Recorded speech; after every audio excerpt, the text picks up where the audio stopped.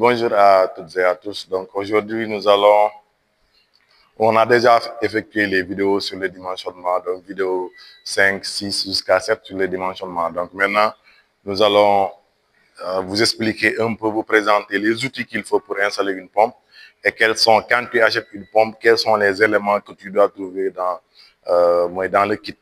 Et aussi, on va essayer de faire une démonstration un peu sur. Donc, ce qu'il faut avoir à votre disposition, d'abord, nous avons la pompe. Donc, nous avons une pompe ici qui est à l'intérieur qu'on va enlever après pour voir étape par étape quels sont les différents composants d'un kit de système de pompage. Nous avons les accessoires qui viennent avec la pompe pour qu'on va installer après avec la pompe. Là, nous avons les outils qu'il nous faut pour installer. Donc, en tant que technicien, si tu veux faire l'installation, il te faut au minimum ces outils. Et dans ces outils aussi, on va voir chaque outil, comment on l'utilise et c'est quoi son rôle, comment on l'appelle. Donc, on va commencer d'abord par notre multimètre. Donc, l'appareil là, il nous permet de mesurer la tension. Vous voyez, l'appareil, il nous permet de mesurer la tension, la continuité, le courant, la fréquence. Donc, il nous permet de mesurer tout ça, la résistance. Donc, nous, on va utiliser l'appareil là une fois.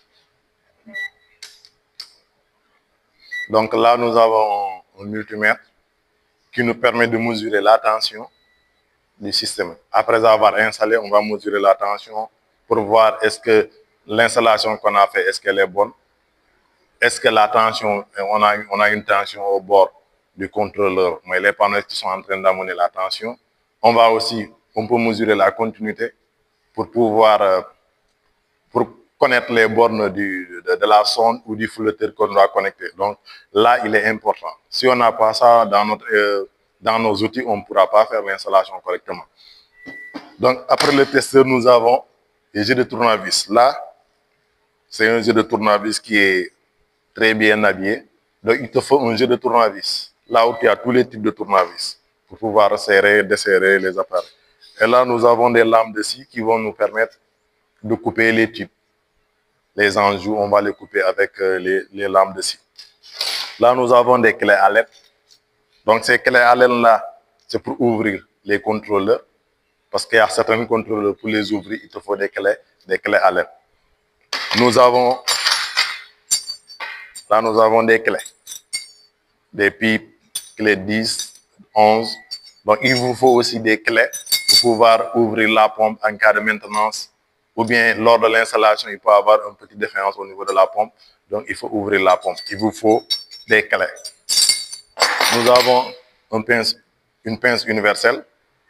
Là aussi, c'est pour couper les câbles ou pouvoir connecter les câbles aussi. On peut l'utiliser pour dénuder les câbles. Là, nous avons une pince coupante. Donc, pour couper tout ce qui est fil, etc. Là, nous avons notre lampe. Donc là, par exemple, là, on a un tuyau qu'on appelle le plus souvent, on les appelle des enjeux. Donc là, c'est pour pouvoir niveler ici pour que la partie là puisse bien entrer au niveau de l'embout ou au niveau des coudes des vents. Donc là, son rôle, c'est de bien lisser les bordures. Donc pour éviter les fuites, il faut bien lisser les bordures. Donc lui, c'est ça son rôle. Et là, nous avons un coupe-tube. Là, lui, son rôle, c'est de couper des tuyaux. Vous avez vu. Par exemple, si je veux couper ça, je vais le mettre comme ça, à l'intérieur. Donc, je vais juste appuyer pour couper. Donc, c'est bon. On va pas... C'est ça qu'on va utiliser pour couper.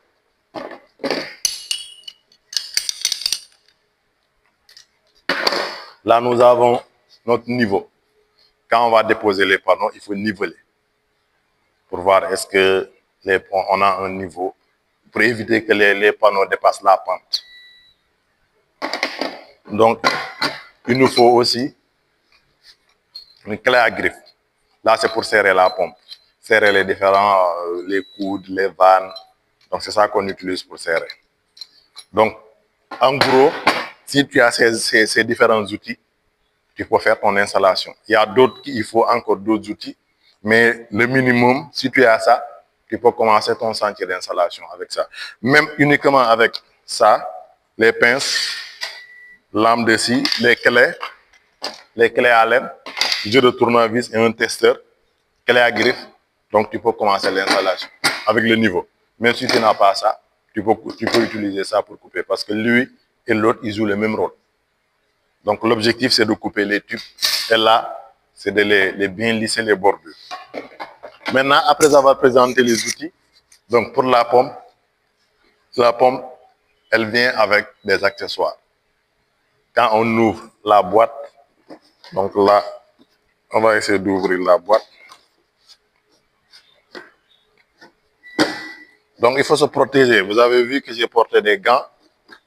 Donc, avant toute manipulation, il faut se mettre en sécurité. Les gants, chaussures de sécurité, casquettes. Donc là, si on ouvre la pompe, c'est ça qu'on trouve. Là, on a une fiche technique. Vous voyez la fiche technique, là où on met les codes erreurs et on t'explique comment faire pour l'installer. Là, on a une boîte, là où il y a les petits accessoires pour la sécurisation de la pompe, pour la connexion de la pompe. Donc, vous voyez, dans ce sachet, on a les accessoires qu'on peut utiliser. Donc,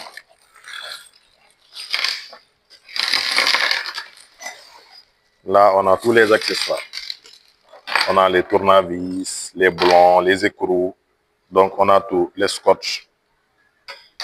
On a le flotteur. Tous ces gaines thermorétractables, ils sont là. Là qu'on va utiliser pour connecter après les bords.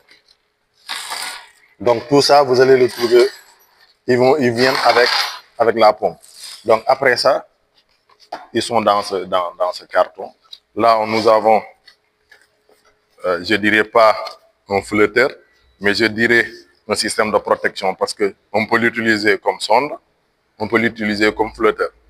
Mais on va le voir tout au long des vidéos qu'on va réaliser après, uniquement sur les sondes, uniquement sur les flotteurs. Donc là, à première vue, on peut dire que c'est un flotteur. Mais on peut l'utiliser aussi comme sonde. Après ça, nous avons l'élément indispensable, le contrôleur. Lui, sans l'élément là, la pompe ne va pas fonctionner. Parce que c'est là où on connecte tous les autres composants.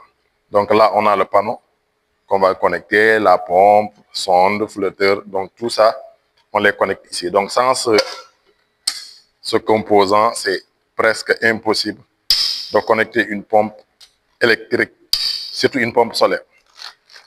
Et là, nous avons maintenant, lui aussi, il est indispensable.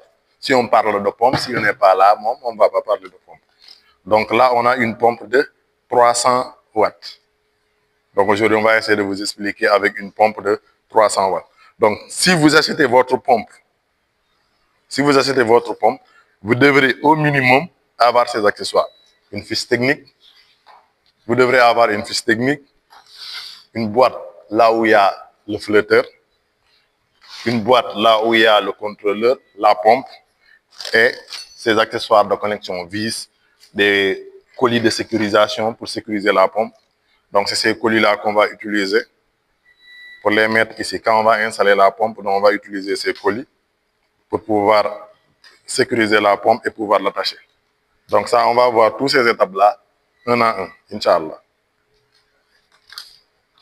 Donc maintenant, puisqu'on a vu tous les composants, on a vu les outils, on a vu le kit, mais la pompe avec tous ses accessoires, il n'y a pas de réservoir ici, mais tout ce qui vient avec la pompe, quand vous achetez une pompe, il faut contrôler, il faut voir tous ces accessoires-là.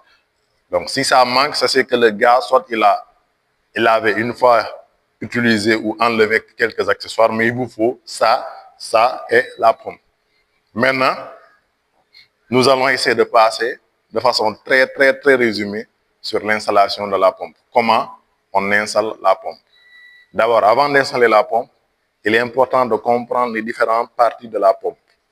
Donc là, si on regarde tout ça, c'est tout ça qu'on appelle une pompe. Mais de là jusque là, là on a notre tamis. De là jusque là, c'est ça le moteur. Notre moteur est là. Donc de là jusque là, nous avons la pompe. Donc le moteur est en bas, la pompe est là. Là, c'est l'orifice d'aspiration. C'est là où l'eau entre pour ensuite monter au niveau de la pompe. Le moteur va tourner pour pouvoir évacuer la pompe, évacuer l'eau. Donc là, nous avons les 3 phases parce que c'est une pompe triphasée, solaire triphasée. Donc on a nos 3 phases. Là, c'est la terre. Donc sur tous les pompes, vous allez voir les marques là, U, V, W. Donc ce sont ces 3 marques-là. Et ces annotations-là, on va les trouver ici à l'intérieur du contrôleur. Donc c'est ça qu'on va prendre. On va faire la correspondance au niveau de la pompe du contrôleur.